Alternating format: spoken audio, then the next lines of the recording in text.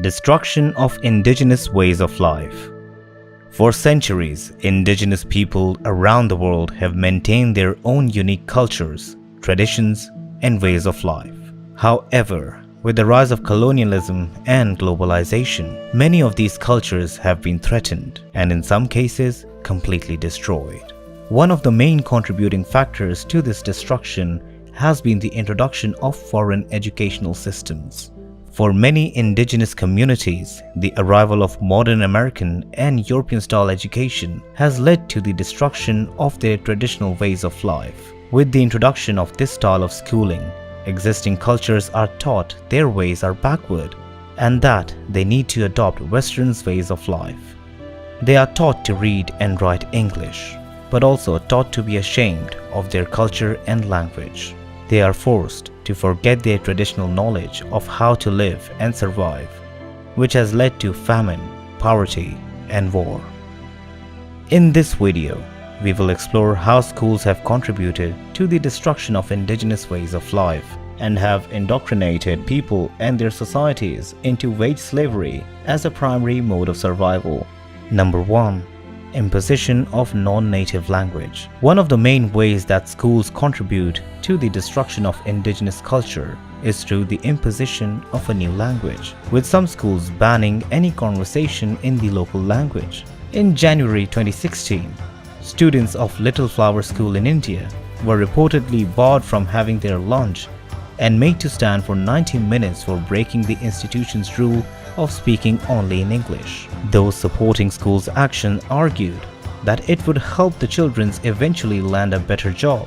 But this logic ignores how Indian society flourished for thousands of years through traditional Gurukul schooling. Number 2. Intentional destruction of indigenous people. Cultural genocide is a term used to describe the destruction of groups' cultural heritage and traditions. This can include practices such as forced assimilation, the destruction of cultural artifacts, and the prohibition of cultural practices and languages. Cultural genocide has been repeatedly recognized and banned in international law. In Canada, the Department of Indian Affairs of the Canadian government provided funding for the network of boarding schools known as the Indian Residential School System. The purpose of the school system was to separate indigenous children from the influence of their own culture and religion in order to assimilate them into the dominant Canadian culture. Abuse was rampant at the schools, and children were beaten for speaking their native languages. The Indian residential school system operated from 1870 until 1996, and it has left a lasting impact on native Canadian communities. While often associated with historical institutions such as the Native American and Native Canadian schooling systems, cultural genocide through schooling is an ongoing issue around the world. First world organizations continue to establish schools in foreign lands under the guise of charity and benevolence. However, these schools do little but establish an impoverished and indoctrinated working class, who believe wage slavery is their best and only choice in life, especially after devoting so many years to the pursuit of it. After going through foreign schooling, this working class lacks practical knowledge and lacks any means of survival, which makes them easy to exploit and leads them to work in the mines and labor camps of foreign companies. Number 3. Cultural mode of survival. Indigenous cultures are often closely tied to the local environment and have developed unique traditions and practices that reflect their relationship with the land. Schools, however, often prioritize Western and First World knowledge over indigenous knowledge, leading to the erosion of local cultures. According to the study published in the Journal of Anthropology, Westernization is listed as one of the major reasons for erosion of cultural values in Nigeria. The majority of the people there traditionally lived on farming and trading. However, foreign education has transformed the culture and convinced the people that it is better to work as civil servants or as company and factory workers. When asked if foreign culture was better than their own, the majority of indigenous people in the area responded, yes. Modern first world culture isn't necessarily better or easier than indigenous.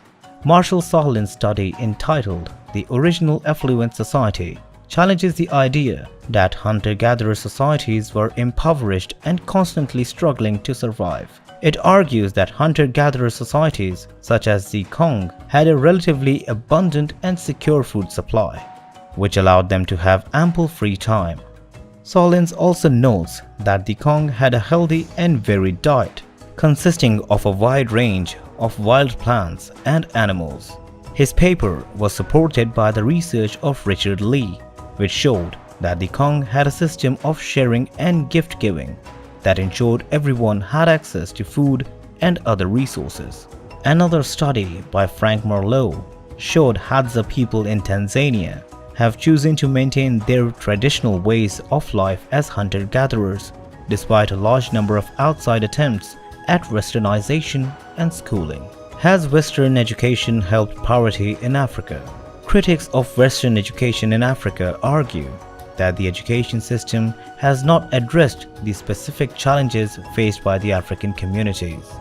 For example, developing countries are reliant on agriculture, yet schools fail to teach students how to care for crops, fix farming machinery, or care for animals.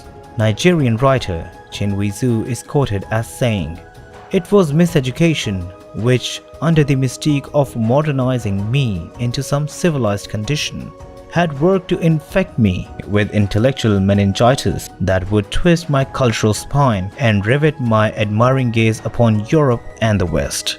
It was a miseducation which sought to withhold from me the memory of our true African past and to substitute instead an ignorant shame for whatever travesties Europe chose to present as the African past. It was a miseducation which sought to quarantine me from all the influences, ancient as well as contemporary, which did not emanate from or meet with the imperial approval of Western civilization." The reasoning and justification for modern first world style schooling in Africa and other developing societies today is the same as the justification given for the schooling which destroyed the Native American communities in the past. Despite hundreds of years of forced schooling for Native Americans, they are still one of the poorest ethnic groups in the United States, according to a 2018 census cited by Poverty USA.